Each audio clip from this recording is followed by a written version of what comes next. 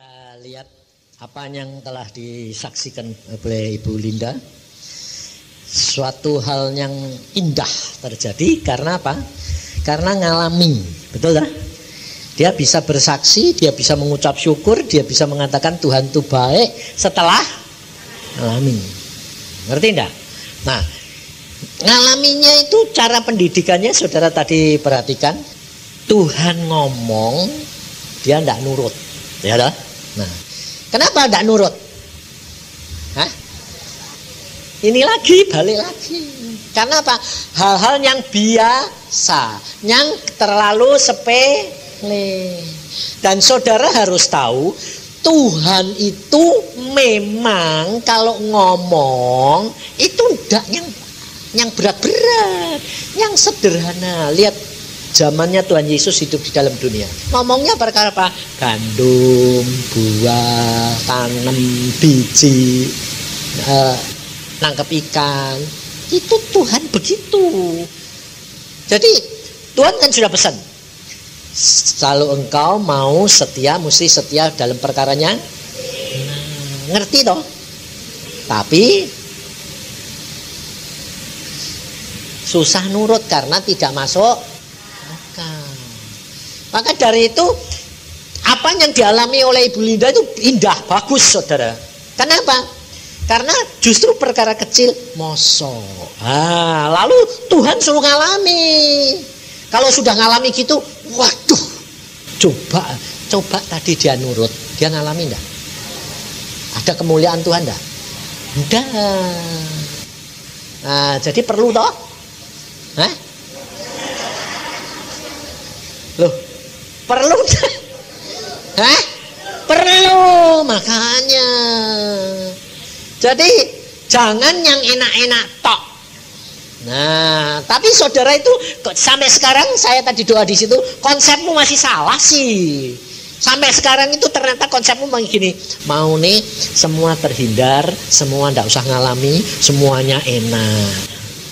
Iya toh? Salah. Nggak boleh itu. Kamu harus belajar, Tuhan itu lebih tahu dari segala perkara. Tahu yang perlu buat kamu. Nah, itu yang penting. Jadi kalau harus ngalami, alami. Karena dengan pengalaman itu kamu nanti mengenal akan Allahmu itu Allah yang luar biasa. Makanya saya dulu waktu pertama juga saya bilang, Tuhan aku mau ngalami seluruh isi Alkitab. Dan Tuhan bilang, alami. Dan ternyata luar biasa. Makanya itu kalau saudara tidak mau ngalami, percuma. Jadi cuma hanya orang Kristen mau nih enak. Ada mau kesulitan terhindar, kesulitan terhindar. Hah? Loh dia bilang, lah taat terus sok Pak. Saudara bagaimana bisa taat kalau tidak ngalami mujizat? Jadi ngalami kegagalan, lalu itu yang membuat saudara jadi taat. Ngerti tidak? Tapi kalau tidak pernah ngalami tapi taat terus, mana ada sih? Tidak ada. Setelah melihat kegagalan-kegagalan dan ngalami kegagalan baru taat lah. Nah, sementara ini kamu sudah taat apa belum? Belum, karena belum ngalami gagal.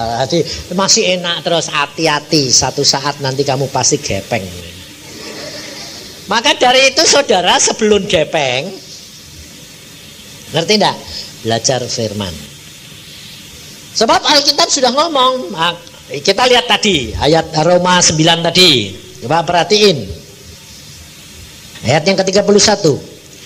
Tetapi bahwa Israel sungguh pun mengejar hukum yang akan mendatangkan kebenaran, tidaklah sampai kepada hukum itu. Mengapa tidak?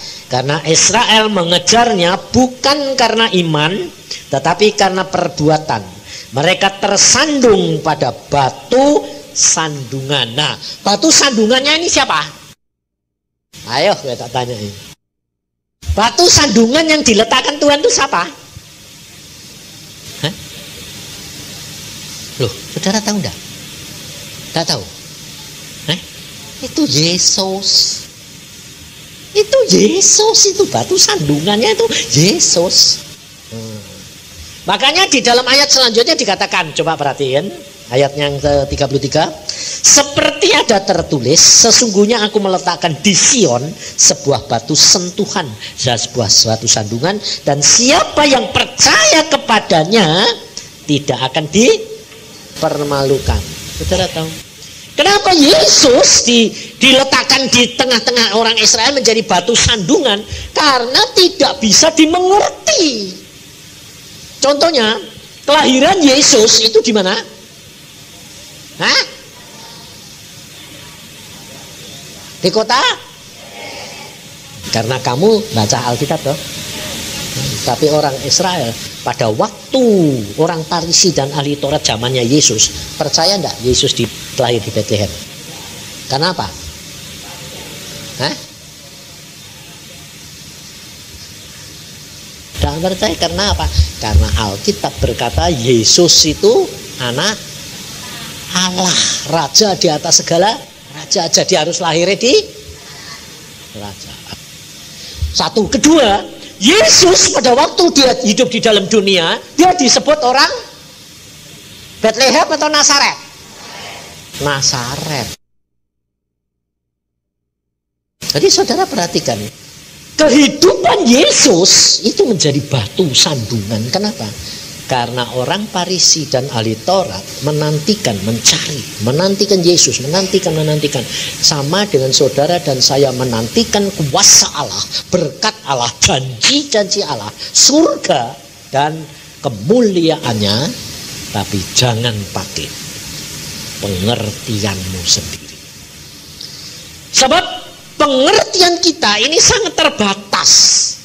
Sedang kita tidak tahu sebelumnya. Yesus disebut orang Nazaret karena dari Bethlehem lari ke Mesir, dari Mesir ke Nazaret. Orang Israel taunya Yesus pindahan dari Mesir dan tinggal di Nazaret. Dari kecil di Nazaret, tapi dilahirkan di Bethlehem. Maka dari itu saudara perhatikan, firman Tuhan itu selalu begitu. Kalau Tuhan berfirman, itu saudara tidak akan bisa bahasa anunya itu enak jawabannya, nggak ngeh. Apa ngerti dah? Nggak ngeh, ngerti dah? Hah? Nggak ngerti toh? Nggak nangkep. Jadi omongan firman Tuhan itu nggak bisa ditangkep, dimengerti oleh akal. Bisa dimengerti setelah kejadian.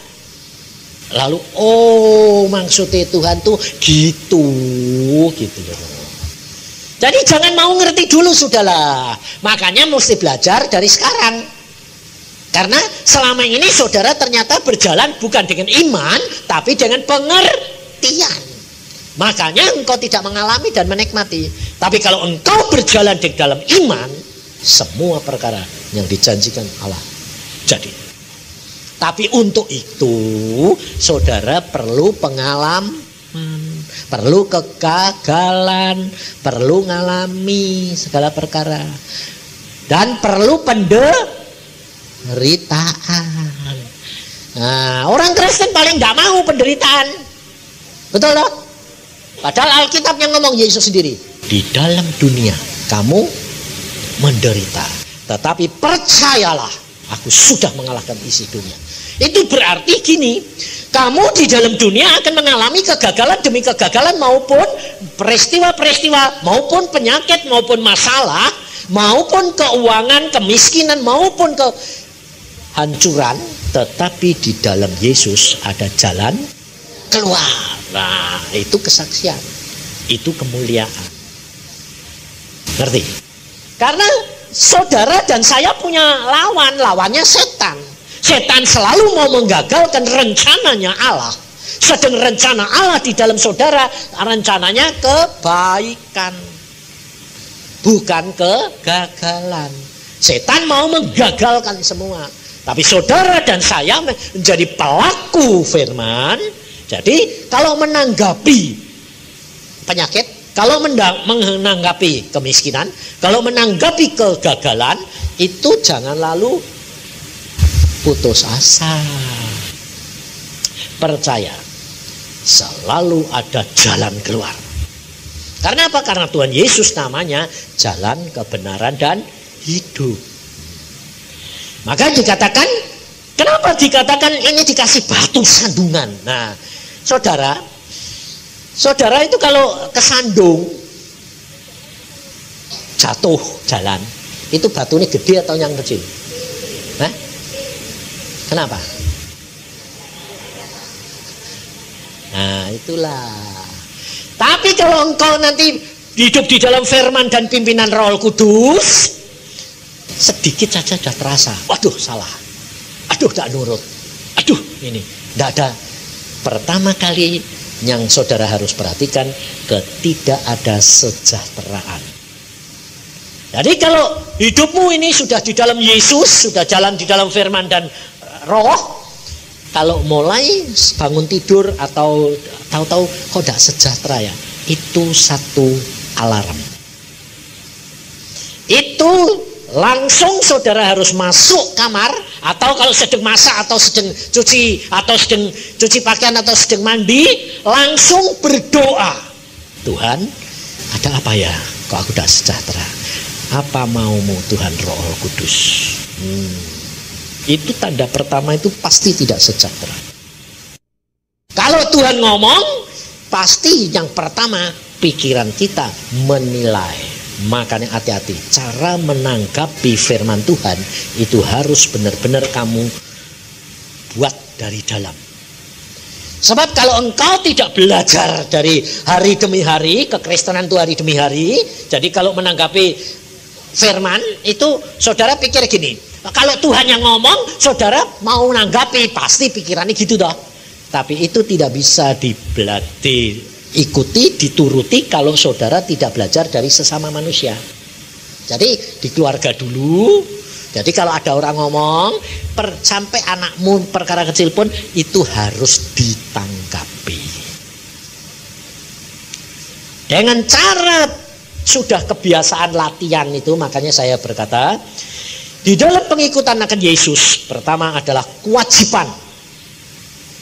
Baca Alkitab itu kewajiban, sebab baca Alkitab itu susah sekali, ngantuknya luar biasa.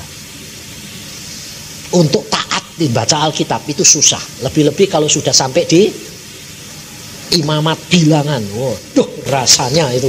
Makanya ada orang tidak bisa tidur, Tuhan bilang suruh baca Alkitab imamat bilangan. Orang tidak bisa tidur 2 tahun loh. Jam 12 malam itu telepon sama saya marahin saudara, karena kurang ajar. Mau telepon jam 12 malam, sedang enak-enaknya tidur, aku jam 3 dibangunin Tuhan. Saya bilang, kamu bangunin orang kok jam 12 malam. Dia bilang, ya Pak Yusa bisa tidur, saya enggak. Lebih kurang ajar lagi. Pak Yusa bisa tidur, aku enggak. Lah kenapa kamu enggak bisa tidur kok kamu bangunin saya? Justru saya mau minta tolong Pak. Tolong apa? Doain. Enggak, saya bilang. Apa masalahnya? Saya sudah 2 tahun enggak bisa tidur. Ke dokter sudah, spesialis sudah, habis uang banyak, enggak bisa tidur. Lah terus sekarang makanya Pak, ini bagaimana, doain dong. Enggak, saya bilang. Kenapa sih Pak kok galak amat? Kok enggak. Kamu lakuin sendiri, alami sendiri. Hah? Bagaimana caranya? Nah, waktu saya telepon itu, mulut saya marah, tapi hati saya tetap doa. Tuhan, ini orang ini bagaimana? Ngomong toh, sambil ngomong bisa. Dalam hati itu saya ngomong, Tuhan orang ini bagaimana? Sudah baca Alkitab. Nah, baca Alkitab. Mas gitu toh, nurut ya, tidak usah mikir. Udah bisa tidur baca Alkitab itu Tuhan. Tidak usah mikir, tidak usah pakai ini ya. Itu tidak bisa kalau saudara tidak latihan dari perkara biasa tiap-tiap hari. Ngomong, sudah lakuin. Baca Alkitab. Hah? Saya sudah baca. Kamu sudah baca toh? Sudah baca saudara orangnya. Udah baca, sudah. Nah sekarang baca Alkitab. Aneh enggak? Memang kalau dipikir aneh. Sudah baca Alkitab. Enggak, saya bilang baca. Lalu bilang, baca Alkitab sudah. Kamu ini mau bantah-bantahan apa mau nurut? Saya bilang, ya. Baca Alkitab. Ya. Nah, jangan bilang sudah. Ya.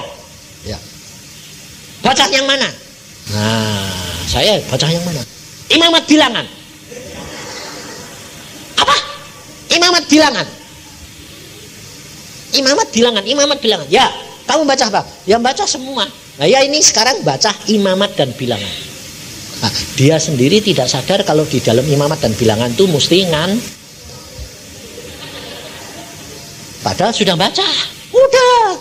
Makanya saudara kerap kali kalau ditanya, sudah baca Alkitab? Sudah. Sehingga akhirnya firman Tuhan tidak bekerja dalam diri saudara. Karena apa? Tidak masuk akal. Baca, saya bilang. Terus mulai sekarang stop semua obat. Stop. Ya. Malam ini baca imamat bilangan. Berapa? Sebanyak-banyaknya. Ngantuk, tidur. Bangun, baca lagi. Ngantuk, tidur. Baca, bangun, baca lagi. Oh, cuma gitu, Pak. Ya, lakuin, selesai, tutup vlog. Berapa bulan kemudian saya khotbah di rem. Saya saksikan, saudara. Saya tidak tahu kalau dia orang rem. Dia bilang, amin. Loh, kenapa? Lah itu saya yang telepon. Saya, sekarang bisa tidur. Udah, nyenyak sekali. Terus bacanya imamat bilangan terus. Dah, semua sekarang. Betul luar biasa. Dalam waktu 1 bulan semua beres. Sembuh total. Saudara tahu? Murah enggak? Padahal uangnya diambur-amburin ke dokter spesialis obat-obatan mahal juta-jutaan. Saudara tahu? Mengapa Yesus dikatakan bahwa dia meletakkan batu sandungan? Karena apa? Karena itu yang memperingatkan saudara dan saya. Jadi setiap kali engkau mau berpikir salah, kamu mau berbuat dosa, Yesus ada di depanmu dan kamu pasti kesandung. Tetapi kalau engkau percaya cara menanggapi masalah yang kamu hadapi, ketidaksejahteraan yang kamu hadapi, dan kamu percaya kepada dia, batu yang hidup itu, kau tidak akan dipermalukan. Karena firman Tuhan berkata, hanya 2 perkara ini, firman-Ku yang akan membersihkan kamu. Jikalau engkau hidup di dalam firman-Ku, di dalam aku, di dalam Yesus, dan firman-Ku di dalam kamu, minta apa saja kamu dapat. Yang disaksikan oleh Linda di saudara perhatikan, dia punya iman memerintahkan, betul. Tapi kalau dia tidak hidup di dalam firman, tidak akan jalan, ngerti? Tidak akan jalan. Sebab Yesus mau melakukan apa yang kamu ucapkan kalau engkau berjalan di dalam firman-Nya. Dan luar biasa saudara, sebetulnya kuncinya di sini. Engkau dan saya tinggal berjalan di dalam firman. Nanti Roh Kudus, kalau kamu sudah belajar untuk mengerti, dia akan mengingatkan firman. Demikian firman muncul, itu rema. Itu yang kamu ikuti. Jadi bukan pikiranmu, bukan kehendakmu, tetapi itu adalah kehendak Roh Kudus. Dan itu pasti jadi. Maka dari itu sebetulnya saudara, hidup kita itu sudah ada jaminan supaya saudara dan saya jangan lengah. Coba kita lihat di dalam Yohanes 14. Asal saudara dan saya tidak keluar dari jalan yang Tuhan sudah tetapkan, maka engkau akan selalu pasti terlindung. Tapi percayalah bahwa apa yang engkau alami itu dibiarkan Tuhan supaya engkau mengenal akan jalan dan kebenarannya. Sebab tanpa kegagalan, tanpa masalah, saudara tidak akan mengenal Tuhan. Bahwa Tuhanmu Tuhan yang luar biasa. Jadi menanggapi masalah itu beda loh. Kalau kamu punya masalah, lalu kamu bilang, lah ya Tuhan. Contohnya gini, kamu dalam kekurangan, mamanya usahamu sedang kekurangan. Lah ya Tuhan, kalau engkau mau itu kan bisa toh. Gampang toh? Gampang toh? Ah ya. Tapi kenapa kok Tuhan tidak mau? Masalahnya adalah di dalam diri saudara. Bukan di dalam dirinya Tuhan, tapi di dalam diri saudara sendiri. Karena Tuhan mau supaya saudara lebih mengenal dia, kamu dipepet kayak begitu. Sebab kalau tidak dipepet, pikirannya jalan terus. Kemauanmu jalan terus. Kehendakmu jalan terus. Padahal Saya sudah katakan, engkau harus menjadi seorang budak dididik untuk melepaskan semua hak-hakmu, menjadi semua kehendak Bapa, semua kehendak Bapa, apa maunya Bapa. Ingat Tuhan Yesus ngomong, aku tidak dapat melakukan segala sesuatu tanpa Bapa yang melakukan di dalam aku. Jadi saudara juga begitu. Saudara tidak akan bisa melakukan apa-apa tanpa Roh Kudus, tapi memang itu membutuhkan proses. Makanya saya tidak menyalahkan. Ada orang yang baru tumbuh, dia segala sesuatu minta, boleh, karena ini masih kanak-kanak. Pakai nama Yesus boleh. Lalu sudah mulai dewasa masih boleh. Kalau sudah diajar dia dewasa, dia tidak boleh menggunakan nama Yesus sewenang-wenang tanpa Roh Kudus. Ini tingkatan-tingkatan ini saudara harus tahu. Jadi saudara sekarang ada di mana, tidak menjadi masalah. Sebab hari ini saudara dan saya sudah belajar, sudah membenahi bahwa sementara ini saudara tidak jalan dengan iman, jalan dengan pengertian. Maka mesti dipraktekkan. Nah, hal seperti ini minta ampun. Nah, minta ampun dulu. Tuhan, aku minta ampun karena memang sementara ini aku jalan dengan pikiran, bukan dengan imanku. Karena aku mengerti dulu baru melangkah. Itu bukan iman, itu pengertian. Nah, setelah itu saudara mulai belajar dengan pimpinan Roh Kudus. Karena firman Tuhan di dalam Yohanes 14 berkata, ayat yang ke-16, aku akan minta kepada Bapa dan dia akan memberikan kepadamu seorang penolong yang lain supaya ia menyertai kamu, yaitu Roh kebenaran. Perhatikan ayat 17, dunia tidak dapat menerima dia. Perhatikan, dunia tidak dapat menerima dia. Jadi kalau saudara dengar suara dia, saudara tidak bisa menerima, itu logis dah. Logis, karena saudara masih dunia, tidak bisa menerima. Karena dianggapnya sepele. Lah, coba Linda bilang lampu matiin sama nyalai, sepele, ya, tapi justru itu kuncinya loh. Memang Tuhan itu suka yang kecil-kecil tapi aneh-aneh gitu loh. Tuhan itu memang tidak bisa dideteksi. Kadang-kadang sampai gini, kayak contohnya anak saya itu Iin, sekolahin di Belanda. Kenapa sih Tuhan sekolah online di Belanda? Di mana-mana ya berdoa itu. Aku mau nih dah Belanda, ya wes. Judulnya dah Belanda, ya wes, dah Belanda. Sudah sampai sana? Coba saudara. Waktu saya disuruh sekolah datang ke kedutaan, bilang, minta visa, ditanya mau apa? Coba. Logikanya suruh Belanda itu mau apa? Sekolah toh? Tapi saya tidak boleh bilang sekolah, tidak boleh. Kenapa? Kalau saya bilang sekolah, ditanyain syaratnya ini harus bisa gini, punya uang segini, punya ini, punya segala macam. Sedang aku tidak punya. Jadi cuma bilang sekolah di Belanda, ya. Terus ya minta visa toh, ayo minta sana, minta. Cari tiket tidak ada, cari pergi ke kedutaan, minta visa. Tiketnya punya apa? Enggak. Loh, tidak boleh Pak, harus punya tiket bolak-balik. Loh, mau ke sana mau apa?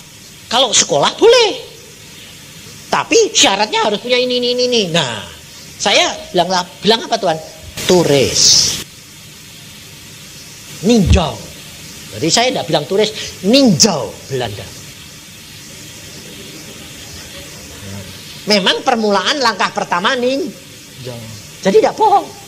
Setelah itu sekolah. Nah, kalau saudara pikirnya sekolah, saudara lalu bilang sekolah, tidak jadi saudara. Tahu? Saya pasti tidak bisa ngirim Iin. Karena apa? Semua fasilitas tidak ada. Tapi Tuhan berkata, sekolah ke Belanda. Nah, tapi minta visanya tidak sekolah. Ninjau. Aneh toh? Bohong, tidak. Nah, memang pada waktu itu tidak punya apa-apa. Mau nih ninjau, ya ninjau. Harus punya tiket bolak-balik. Tidak punya, saya bilang, karena habis semua. Tidak ada. nggak ada tiket. Oh, tidak boleh Pak. Ya sudah, ngerti tak? Ya sudah. Jadi jangan bilang, loh Tuhan kalau engkau yang nyuruh kok ternyata gagal. Belum sudah mikir gagal sungguhan. Enggak, saya bilang tidak boleh. Aku bilang sama Tuhan, loh tidak boleh. Ya ngomong pada waktu itu, oh kalau tidak punya tiket bolak-balik tidak bisa Pak. Ya wes, aku ngomong di sini, loh tidak boleh, bukan salahku. Saya orangnya geludung kok, masa bodoh. Saya pergi dari tempat duduk keluar, belum sampai pintu, duta besarnya keluar. Dia dari belakang saya dia lihat, Pak Yusa, loh dia kenal aku tidak kenal dia. Dia pernah dengar firman soalnya. Loh kok Pak Yusa? Loh lihat, mau apa? Mau minta visa. Terus tidak punya tiket, tidak boleh. Pegawainya sini kamu. Untuk orang ini beri visa tanpa tiket. Kalau dia nanti sampai tidak punya tiket, beritahukan tiket kedutaan beri ke dia. Aneh toh? Siapa yang punya pikiran gitu? Nah kalau aku punya pikiran gitu, wow, datang sana dengan bangga, betul? Terus kedua, timingnya saya mau pergi, dia keluar, itu siapa yang ngatur? Nah, kok bisa tepat? Saat dia 3 langkah akan keluar pintu, tutup. Kok persis di depan pintu? Pak Yusa. Siapa yang ngatur? Nah, tidak ngalami kayak kegagalan gitu, ngerti mujizat Tuhan? Ditolak dulu, ya biar tolak ya sudah. Sudah itu sampai ke Belanda, dapat tiket saja dikatain orang gila. Bayangin saudara, Tuhan bilang sekarang kamu berangkat tanggal 20, loh 21, tanggal 20 masih KKR, 20 malam itu KKR saya di Gelora. 21 berangkat Tuhan, berangkat. Gak ada tiket Tuhan, ada. Ya wes. Pak, mau berangkat ke Belanda. Oh penuh semua Pak. Oh Tuhan penuh. Ya sudah pulang toh, pulang. Loh, Tuhan itu gak ngomong di situ. Saya sudah naik mobil sampai di tengah jalan pulang, balik bilang, balik kemana? Ke travel. Terus bilang ada. Gila enggak? Kira-kira kalau saudara mau enggak gitu? Hah? Yang travel bilang sudah habis, Tuhane ngomong di tengah jalan, balik, bilang ada. Sinting enggak? Nah iya, makanya jangan nekan pikiran, tapi lihat mujizat enggak? Nah, mau sinting dulu jadi lihat mujizat atau? Nah, kamu bukan pinter sih, keminter. Lebih keminter terhadap Tuhan. Kalau Tuhan yang ngomong ya sudah. Balik Tuhan, balik. Ngadep lagi sama direkturnya. Pak, ada. Siapa yang ngomong? Bapakku. Bapakmu siapa? Yesus. Oh. Begituin saudara, gila. Gila, ini gila. Ada, saya bilang. Enggak mungkin, bapak yang jual apa saya yang jual? Saya bilang ada.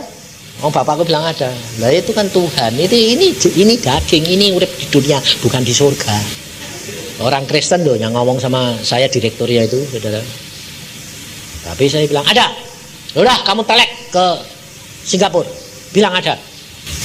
Kok ngatur Singapura? Oh, kita ini agen. Ya sudah ngomong. Nanti saya bayar teleknya. Saya bayar dia telek. Saya di telepon. Ada. Sudah ada. Ada toh. Wah, ajaib ya. Nah, dia bilang ajaib ya.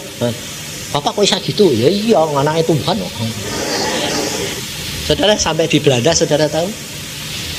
Kayak orang bloon. Tidak tahu ada apa ini di mana, sekolah di mana, Tuhan. Tidak ada orang tua yang ngirim anaknya sekolah sana itu tidak tahu mau sekolah apa, betul tidak? Ada saya. Tanyain, kamu sekolah apa? Tidak tahu. Lah papa? Ya tidak tahu. Makanya istri saya seantar suruh nganter tidak mau dia, tidak mau yang kenapa? Nah tidak tahu. Tidak tahu. Bayangin saudara.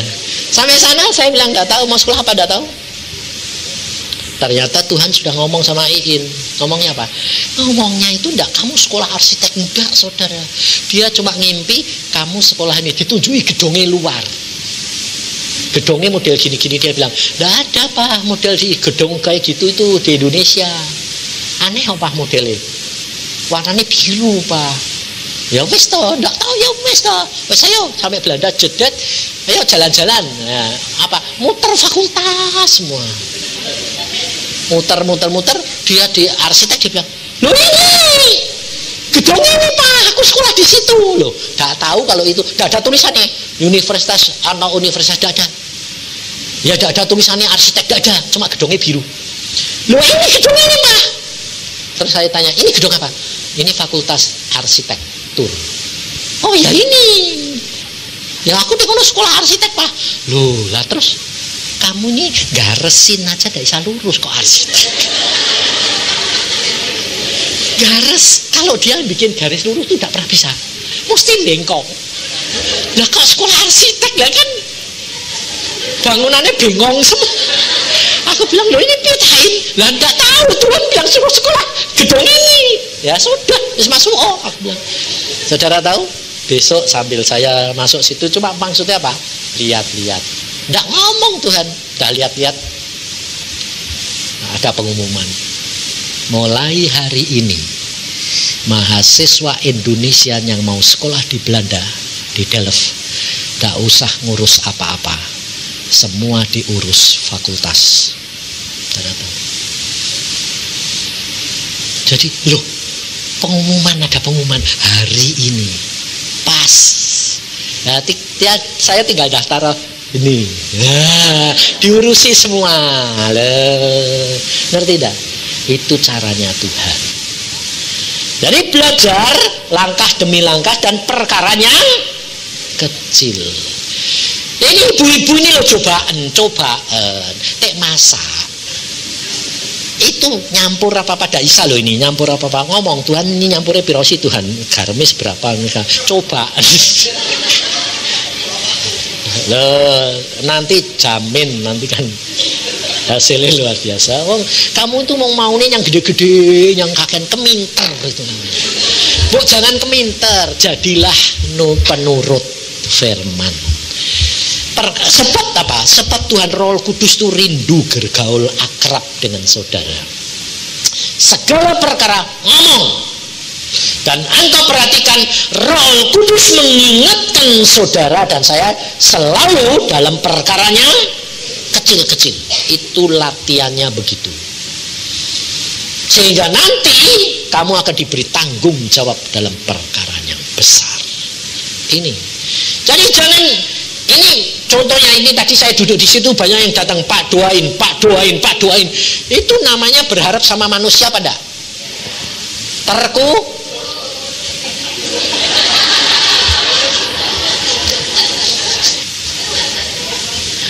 Loh, padahal ngerti toh, tapi kok gak berubah, memang degil semua. Makanya saya kepengen ngajar saudara itu buat nurut gitu loh, alami sendiri. Sebab apa yang saya katakan itu bukan saya itu dari Bandung itu tanya istri saya, dia tanya, yang kemeh khotbah apa? Gak tahu. Wah aku sembahyang Tuhan kemeh ngomong apa? Gak ngomong. Ya wis toh, aku siap baik. Gak pesawat ya aku diem sembahyang. Memang ngomong apa? Oh ini nanti dari pesawat gak mampir kemana-mana langsung aku bilang gitu. Tapi dia diem ya wis aku ya diem. Dek pokoknya dek gak ngomong aku ya gak ngomong. Nah, mbok seminar ya ben. Sing dimaki-maki kan Linda bukan saya. Oh, disuruh aku ya duduk diam di sana. Ngomong le. Tapi saya tahu dia tidak pernah terlambat, dia tidak pernah tergesa-gesa, dia tidak pernah terlambat. Pas ngomong, yang nanti ngomong ini. Oh ya, wis tak sampai ke lain. Kowe mau denger ya lah, ra sukamu, ra usah. Dan saudara itu luar biasa, makanya itu jalan dengan Tuhan itu luar biasa. Makanya pada waktu ini itu sudah dapat, semua sekolah sudah didaftar loh saudara, semua sudah, tinggal apa? Visanya. Visanya minta sponsor pegawai atau orang pedagang yang gajinya 4.000 gulden. Tidak, orang gaji sudah lama tidak bisa nih. Waduh. Ya wes Tuhan, tidak tahu siapa Tuhan. Wow, terus temannya bilang ini, wes tanteku, wes omku nih. Aku bilang pasti tidak mau. Bener, tidak ada yang mau, saudara. Tapi saya orangnya tenang. Padahal hari Selasa saya pulang. Itu hari Sabtu belum ada apa-apa. Ya sudah, tenang aja. Yang suruh sekolah kamu, tidak jadi, tidak apa-apa, pulang lagi. Masa bodoh. Aku kata orangnya gitu. Dulu sebabnya apa? Sudah ngalami dulu keminter. Jadi saya sudah kenal dia, saya diam. Minggu-minggu saudara tahu apa? Tuhan bilang, kamu pergi kebaktian ke tempat bahasa Belanda. Loh Tuhan, mau ke gereja bahasa Belanda tidak tahu, bahasa Inggris tidak tahu. Ada bahasa Indonesia kok malah suruh pergi ke kota lain 1,5 jam perjalanan jauhnya kebaktian bahasa Belanda. Logika ini di mana coba? Sedang di Delft sendiri ada kebaktian bahasa Indonesia. Tuhan bilang kamu pergi sana. Aduh Tuhan, aku kan tidak ngerti. Ya sudah pergi, ya sudah nurut aja. Ayo pergi sana. Ngapain Om? Wong di sini ada kok. Lah tidak tahu. Ya sudah. Nah, bahasa Belanda saudara. Saudara tahu kebiasaan yang jelek Tuhan bisa menjadikan berkat. Ngerti? Orang Belanda itu kan tidak pernah apa? Bahasa Jawa ini glegen toh. Hah? Bos mbah arti yang bahasa apa itu? Itu ya itu enggak tahu toh. Itu kan buat orang Belanda kan enggak boleh. Lah aku kan enggak ngerti. Saya ngerti saudara, aku pergi Belanda itu baru pertama kali. Lah saya duduk di belakang sana. Lah ini waduh perutku kok enggak enak. Mau keluar lah saya ditahan keluar. Ayo saudara, semua orang lihat saya. Ayo tak tanyai, dipermalukan enggak? Hah? Saudara tahu itu jadi berkat. Kenapa? Teman saya dokter gigi yang sudah 10 tahun lebih di sana, gajinya sudah banyak, duduknya di depan, dia menengok, loh kok Pak Yusa? Justru karena dia nengok, loh kok Pak Yusa datang? Dia demikian selesai kebaktian, dia bilang, kamu kok datang sini ngapain? Nggak tahu. Ngapain tuh? Aku disuruh nyekolah ke anakku, sekarang butuh sponsor. Oh pantesan. Kenapa? Aku sponsornya. Kenapa? Aku disuruh datang ke kebaktian ini untuk apa ya? Nggak ngerti.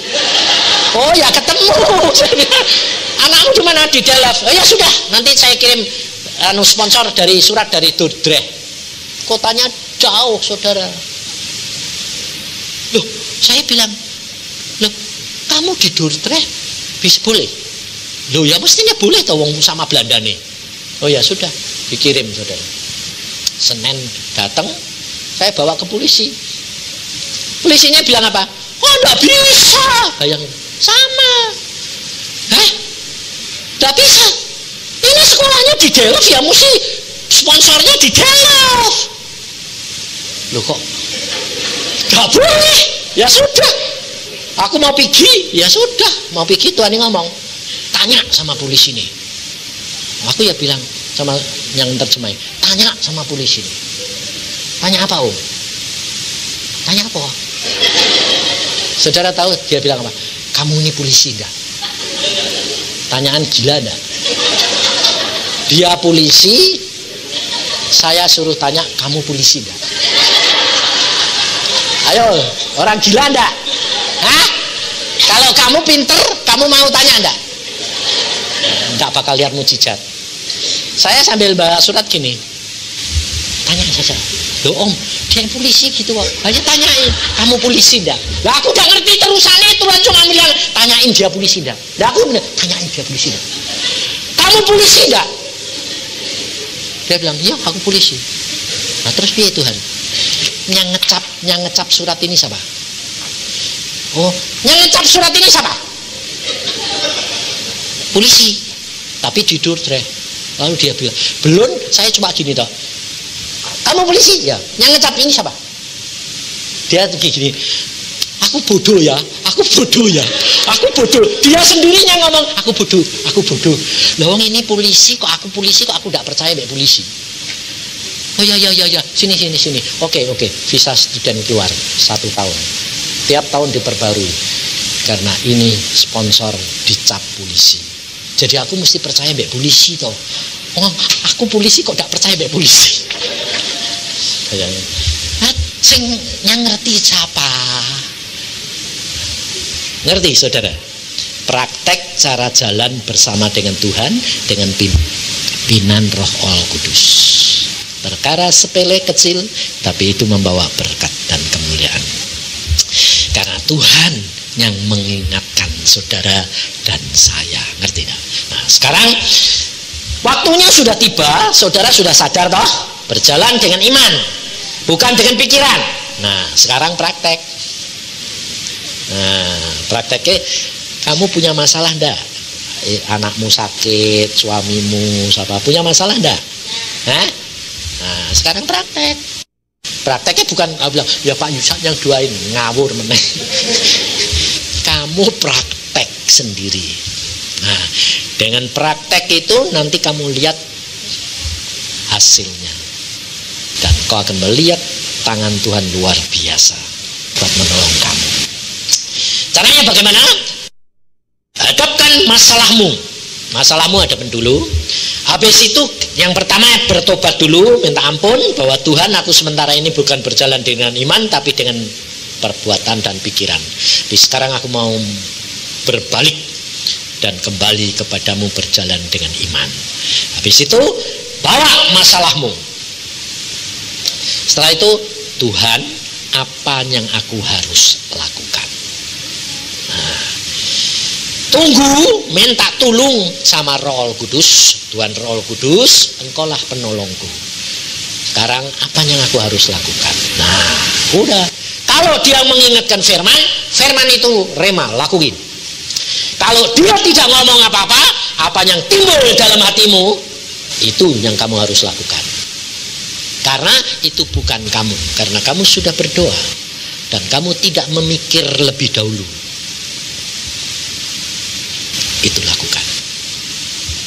Maka engkau akan melihat Tuhan akan bertindak. Jangan membatasi, mamanya harus sembuh dulu, harus ini. Jangan. Sebab Tuhan mau supaya saudara dan saya itu langkah pertama. Langkah kedua itu mengikuti dengan sendirinya nanti berjalan. Apapun. Sebab ini kenyataan yang saya alami. Ada seorang pengusaha di Jakarta itu, dia kepengen istrinya bertobat. Dia doakan tidak bisa, istrinya itu dia mau bertobat. Karena apa? Karena istrinya berkata begini, yang penting masalahku selesai, rumah tidak disita, barang tidak disita, baru aku percaya. Tidak bisa. Saya bilang, kamu tidak usah turuti istrimu, kamu doa puasa, kamu bersihkan diri lebih dahulu di hadapan Tuhan, dan nanti Tuhan yang berbicara. Nah, sudah dia doa puasa satu bulan, dia nemuin saya. Dia bilang, Pak, bagaimana, sudah waktunya belum? Tuhan ini ngomong, sudah waktunya. Wah, sudah waktunya. Ya, istrimu bertobat. Bagaimana caranya, Pak? Tidak tahu saya. Lalu Tuhan ngomong, nanti sore kamu datang. Nanti sore saya datang. Jam berapa, Pak? Jam 5. Saya tidak ngasih tahu dan saya tidak tahu, saudara. Dia pikirnya baik, ngasih tahu istrinya. Pak Yusak nanti sore mau datang ketemu kamu. Dia langsung bilang apa? Siapa Pak Yusak? Hamba Tuhan. Tak usir dia. Aku tidak butuh hamba Tuhan. Nanti sore kamu jangan datang, Pak. Diusir. Loh, istrimu galak. Oh, istri saya kalau bilang diusir sungguh, Pak. Bapaknya diusir loh, Pak. Mertua bapakku diusir loh, Pak. Loh, istrimu tuh galak kayak gitu. Wah, jangan tanya, Pak. Galaknya luar biasa. Kalau dia bilang diusir. Tapi Tuhan ngomong tetap datang. Saya tetap datang. Nah terus saya diusir, itu bukan urusan kamu. Kamu masuk kamar, jangan ngasih ngomongan kalau saya bakal datang. Masuk kamar sembayang. Saya jam 5 tepat saudara di situ. Tak. Dia sedang nyirami kebun. Dasarnya basah toh. Cari siapa Pak? Bukai dulu. Dok. Enggak gini, untung enggak digini. Siapa? Dah. Bukai dulu saudara. Tolong bukain dulu saya bilang. Buka sama dia. Wah, sudah masuk toh di kebunnya. Cari siapa ya? Cari kamu. Langsing saudara. Tuhan bilang no. Udah bilang cari kamu. Cari kamu. Gentak gitu. Wah gitu ya. Ada orang mau galak kayak gini. Terus dia bilang, sebentar ya Pak, tak ganti pakaian. Gak usah. Saudara tahu perempuan galak kayak gitu, takut setengah mati. Gak usah. Loh, basah Pak. Biar. Masuk saudara. Masuk. Saudara tahu? Harusnya kan, mari Pak duduk gitu toh. Enggak saudara, saya yang duduk. Ayo, ada enggak?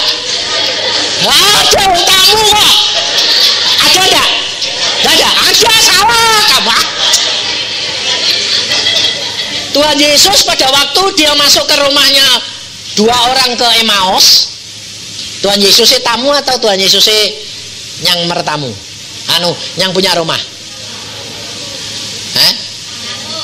Kalau mecahkan roti itu yang punya yang tamunya atau yang punya rumah? Alkitab yang mecahin roti siapa? Ada toh? Ada lah. Saya bilang duduk. Saya tamu nih. Dia duduk. Langsung saya bilang, kamu mau bertobat saat ini tidak? Kalau tidak, besok rumahmu dan harta bendamu habis. Kamu akan tinggal di bawah jembatan. Dia bilang mau. Nangis mau bertobat? Mau. Terima Yesus? Iya. Kalau kamu mau terima Yesus, harta bendamu dikembalikan semua. Ya mau Pak. Suaminya langsung lari dari kamar. Mama mau. Loh, Mama tahu ini siapa? Enggak tahu. Ini Pak Yusa. Oh. Yang mau kamu usir itu loh. Oh. Lah kamu kok mau? Iya, saya ingat Papa. Saya lihat Pak Yusa kok persis Papa. Saya takut setengah mati, pikirku papaku hidup lagi. Papanya sudah mati.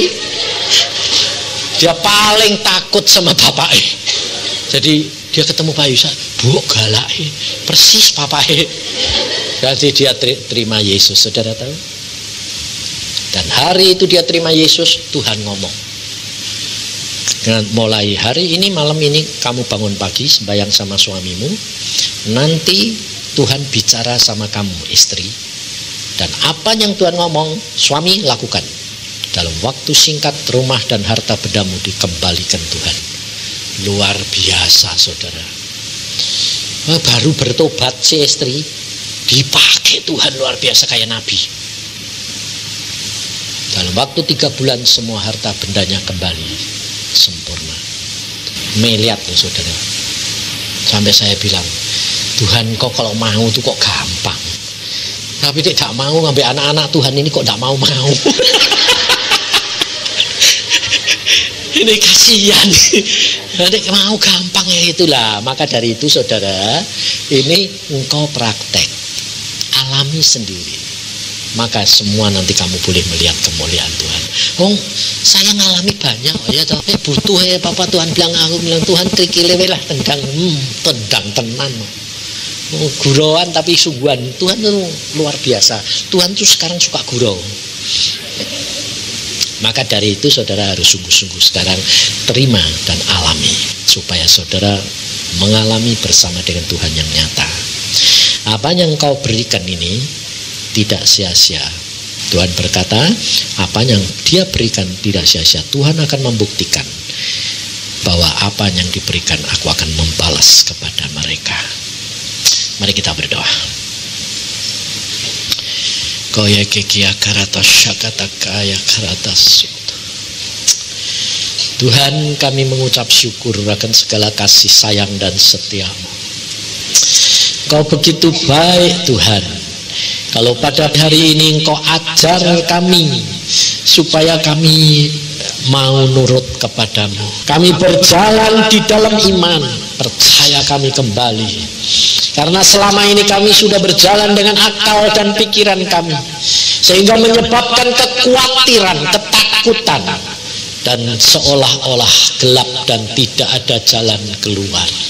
Tetapi pada hari ini Engkau membukakan kami bahwa kami harus memikul salib saudara-saudara kami.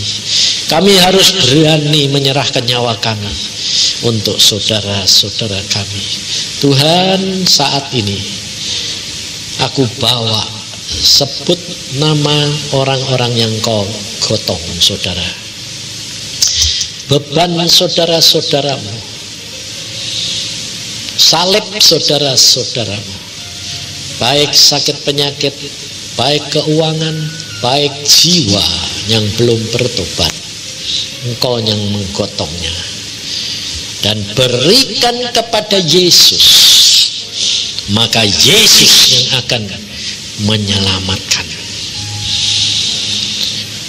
Tuhan, Engkau dengar doa anak-anak-Mu saat ini. Mereka sedang mempraktekkan Tuhan. Mereka mau kembali jalan dengan pertobatan dan iman kepadamu. Bukan akalnya, tapi imannya. Mari Tuhan Roh Kudus, tolong berbicaralah, jawablah apa yang mereka harus lakukan. Buat mereka mengerti bicaramu, maksudmu, kehendak-Mu Tuhan, supaya mereka melakukan sesuai dengan kehendak dan rencana. Kau dengar Tuhan. Koya karata shikete keria kata syakata kaya karata sukutu koya keke.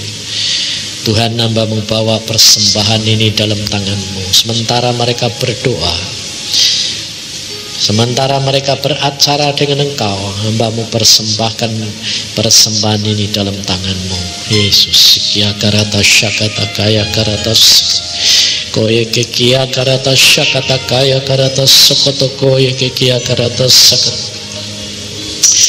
koye kekia karata syakata kaya koye kekia karata syakata kaya karata sokoto koye kekia karata syakata kaya karata so. Hamba terima persembahan ini dan hamba bawa di hadapan hadirat-Mu Tuhan, dan Engkau yang membalas berlipat kali ganda. Engkau yang akan membalas, Engkau akan menjawab segala masalah dan problem anak-anak-Mu di tempat ini. Mereka sedang mengacungkan masalahnya, mereka sedang mengangkat salib saudara-saudaranya. Koye kekia karata syakata kaya karata sakata kaya karata koye kekia karata sakata kaya karata sukoto. Tuhan, kami mengucap syukur karena Engkau sudah mengangkat salib kami. Engkau sudah menanggung beban kami. Nyawa-Mu Engkau sudah persembahkan untuk kami Tuhan. Sekarang tiba waktu mau mempersembahkan semuanya untuk Tuhan.